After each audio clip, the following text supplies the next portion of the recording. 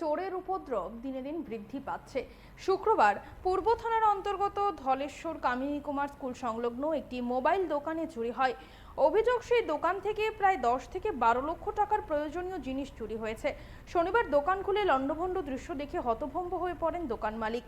জানা গেছে, লোন নিয়ে তিনি দোকান দিয়েছিলেন। ঘটনার খবর পেয়ে ছুটে আসে পুলিশ। শহরে একের পর এক চুরির ঘটনায় রাতে পুলিশের টহলদারি নিয়ে প্রশ্ন উঠছে। আমরা শুনবো ঠিক কি জানা যাচ্ছে এই ঘটনার ব্যাপারে। প্রায় 10টা 12টা দিকে দোকান করতে আচ্ছা, তো দোকান লোকে দোকান আছে হ্যাঁ, আচ্ছা।